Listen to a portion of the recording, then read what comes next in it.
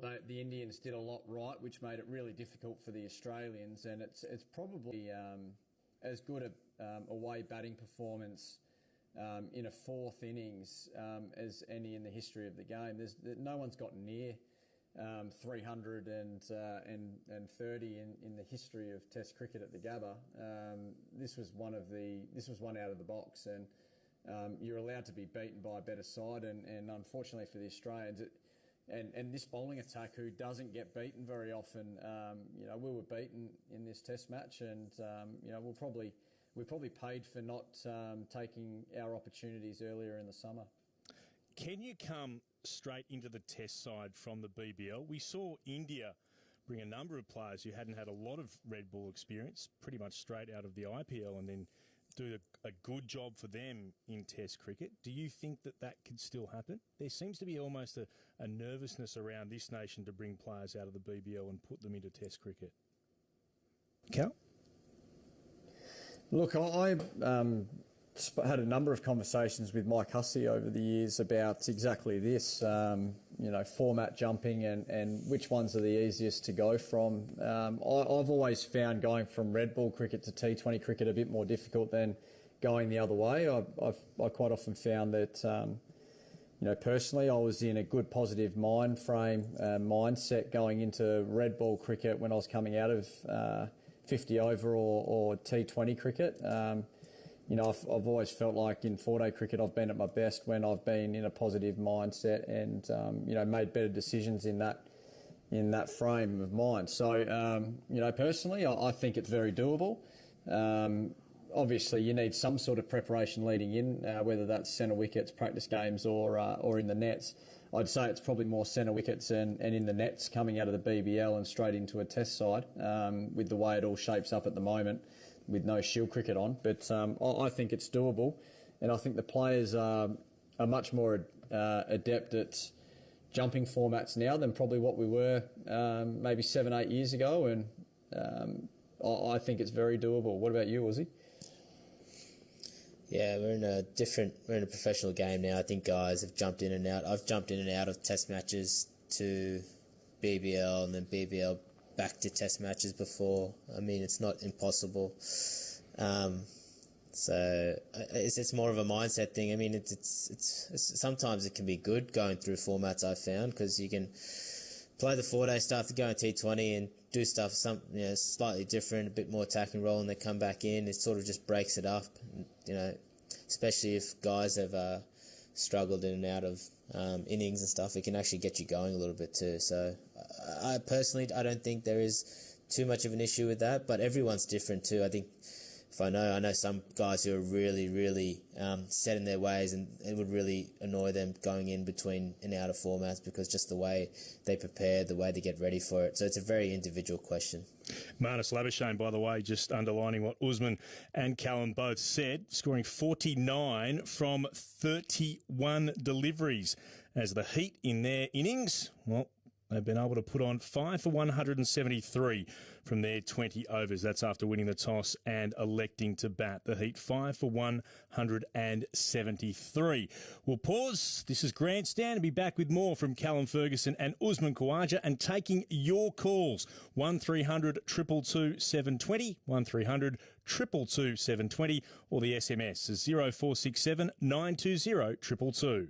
For over 60 years, the Australian of the Year Awards has honoured remarkable Australians, outstanding Aussies that triumph, lead, inspire, innovate and improve lives. After a challenging year, we celebrate this year's 32 finalists, who will join the ranks of the recipients. Join us for a special Australian of the Year Awards, live 7:30pm, January 25, on ABC Radio, ABC TV, iView and online. ABC Sport.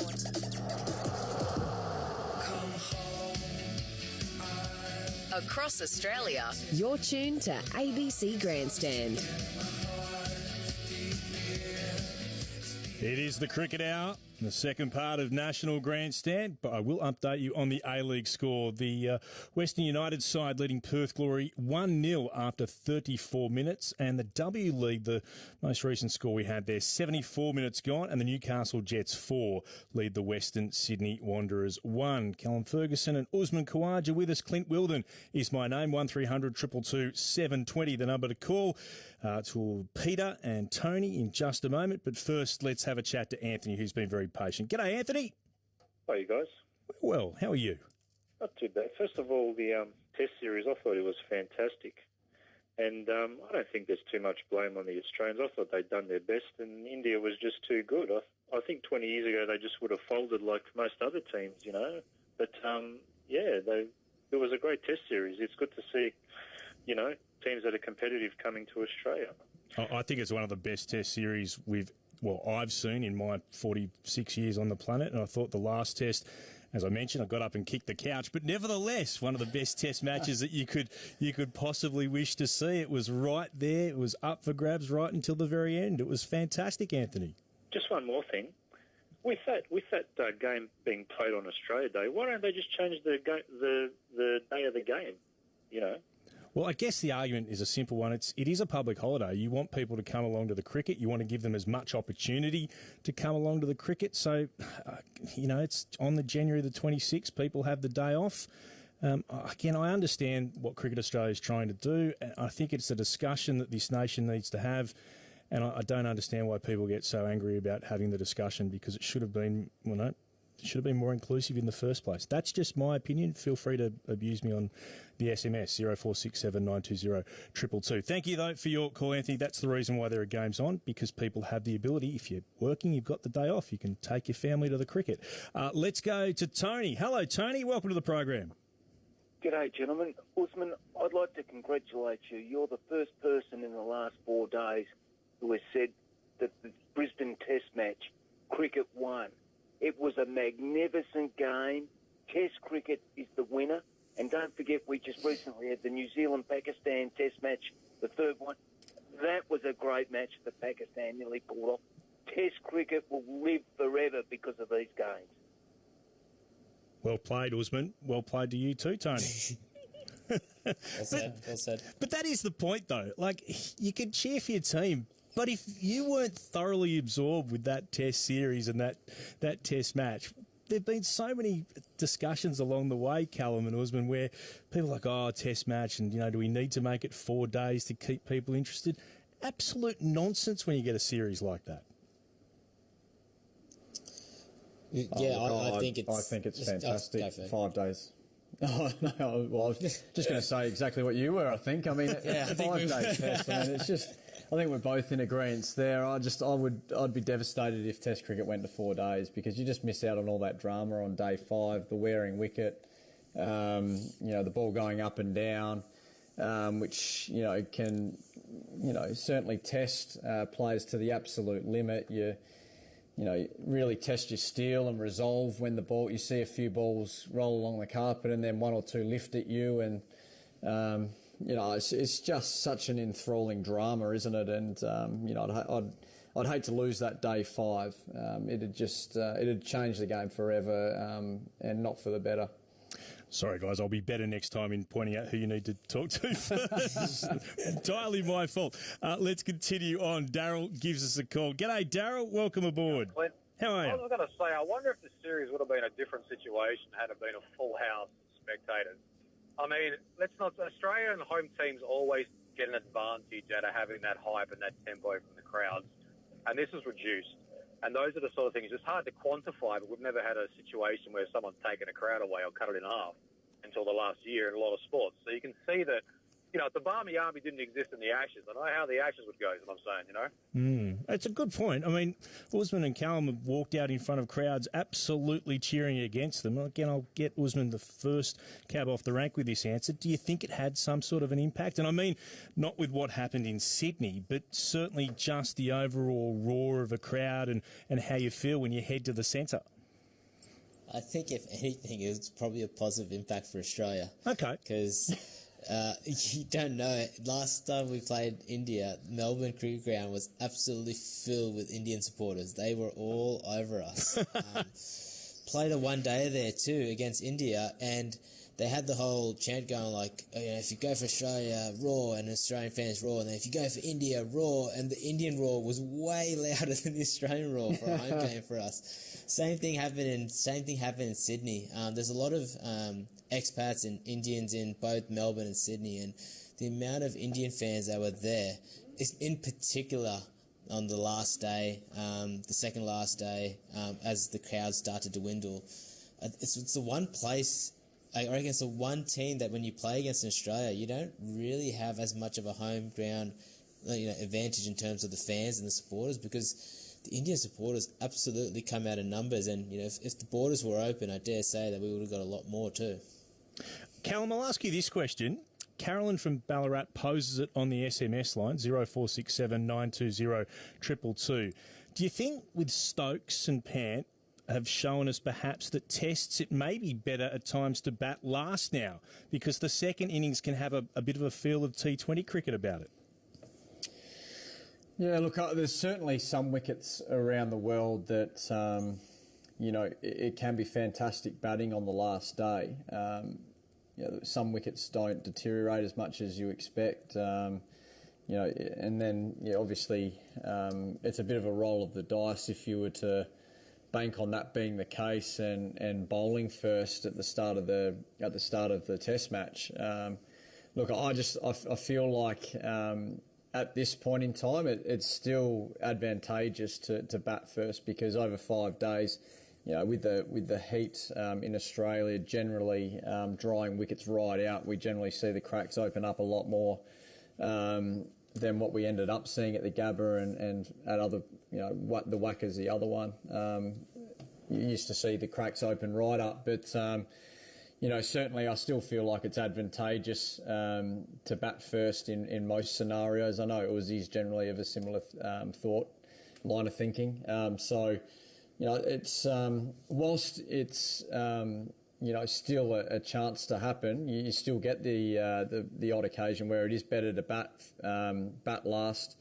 They're still rare, and I still feel like even though the wicket was pretty good on the last day, there was still enough up and down. There was enough balls reacting off cracks for it to be a real challenge. I mean, that's as good a chase as you'll get on for an away side, particularly in Australian conditions where the ball can start to really go up and down off the cracks, and certainly that creates all sorts of mental battles for the batting side. So look, I feel like it's still a bat first game, Test cricket, but maybe some of the wickets around the world are, and the curators are so good at producing great wickets that maybe they are just not breaking up or deteriorating quite as much as they used to. Some of the drop-in wickets around Australia have certainly been criticised for that. I know we saw that at the MCG in days gone by.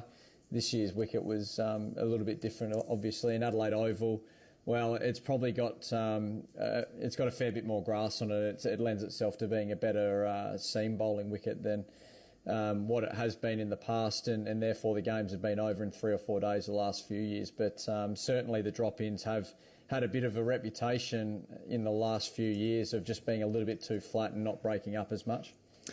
National Grandstand on ABC Radio, the ABC Listen app and ABC Sport Digital. Here's a question from Michael, which I'll pose to Usman Khawaja first. It's a goodie too. What's the best finish to a test in recent times? Stokes' 10th wicket partnership in the last Ashes series or the recent Gabba test? Oh, what a question. Fortunately, I played in one of them. I think that what India did in the recent test was extremely, it was awesome to watch, to do that. But what Stokes did on with the last wicket partnership, with 1 wicket needing, I mean, I still cannot believe that, what happened. I think that is a monumental feat, and the shots he played, what he did, how he did it, kept strike. It's something you won't see again for a very long time. I think you might see a team like India block out the last day and then get a late victory like they did in the final innings. But what Stokesy did was quite special in my eyes. Which way do you lean, Callum? Yeah, I think the Stokes innings for mine, just what an amazing effort. He really carried England on his shoulders that day, and that was just as good a win as you'll see. The other one that comes to mind of recent time was Sri Lanka's win in South Africa. I reckon it was in 2019 when they chased down, I think it was 304 after being 9 down for around about 200 at Kingsmead. That's one that really sticks out for mine as well. That's just one of the great wins as well. So there's been a few great ones in recent history, which leads me to just believe Test cricket is a fantastic product as it is, and as long as we keep the best sides playing each other as often as possible, it's here to stay. It's not going anywhere, and it's just a great spectacle as it is. You got to love it. I mean, as much as it hurt as an Australian, that Stokes run chase was just absolutely incredible, and one that will live in our memories, no doubt. Jerry and James with you in just a moment on 1300 222 720 here on Grandstand. But Peter is our next caller. Hello, Peter. G'day. How are you? Not too bad. What did you want to talk about? I just think Test cricket is not dead. If you watch the whole game, it's like a story that unfolds. And on a specific line, I think Labuschagne bowled really well with the few overs that he got. And I'm just wondering if it's worth pushing that point where you could have an off-spinner like Lyon from one end and Labuschagne from the other end to bowl more overs. What do you think about that? Callum, I'll get you first on this one. Yeah, look, I think certainly on that last day, personally, I mean, I quite like what Marnus brings to the game with his energy in the field. Obviously his batting it's been what it has been. So such a great asset to the Australians since he walked into the Test arena. But certainly the energy he brings in the field and with the ball, he's always worth a roll. I think he bowled one over on that last day, and it would have been nice to see him probably bowl a few more just to see if there was anything there for him.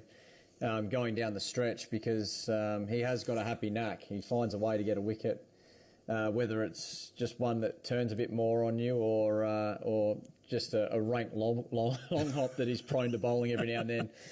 He bowled a few to me on a day 4 not that long ago, but he's always got that absolute jaffa in him, and he brings that energy that he's in the contest, and he's always buzzing around, and I just feel like that would have been worth a few more overs. But certainly, it was just an amazing run chase, wasn't it? And, the Australians threw everything they had at India. It might have been worth a few more overs for Marnus, though, for mine. So I tend to agree. Let me ask you this question. You can both play Australian selector. Jai Richardson has been in tremendous form in the Big Bash. They've got a little challenge coming up, the selectors. Do they include him in the Test squad to go to South Africa or the T20 squad to go to New Zealand? If you're picking those squads, Usman Khawaja, what would you do with someone like Jai Richardson? It's a good question. I think they need to figure out. I still think the most important thing is Test cricket at the moment. You got 2 tests. Is it 2 tests or 3 tests against South Africa?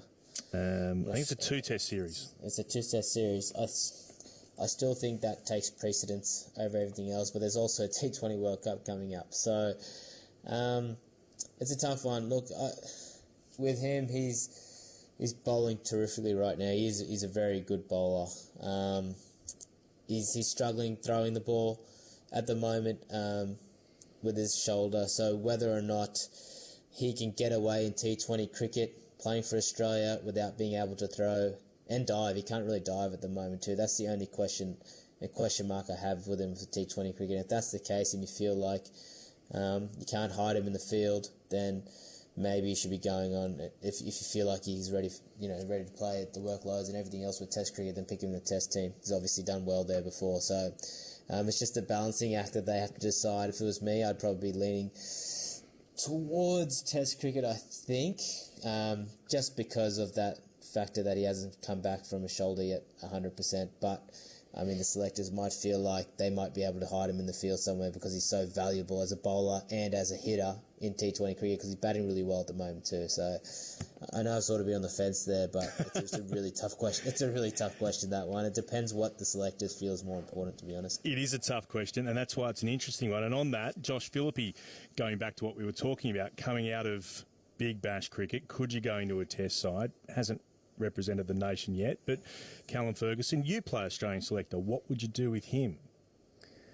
Well, I think that with his lack of Shield cricket in recent history, I don't think you can send him on a test tour. But certainly, with regards to T20 cricket, I think that the Australian team has some very good options. I mean, you look at Alex Carey, the way he's playing at the moment, he's flying. He'd be the way I'm leaning, but I think you want to get Josh Philippe on that tour. And if he, you can definitely play him as a batter.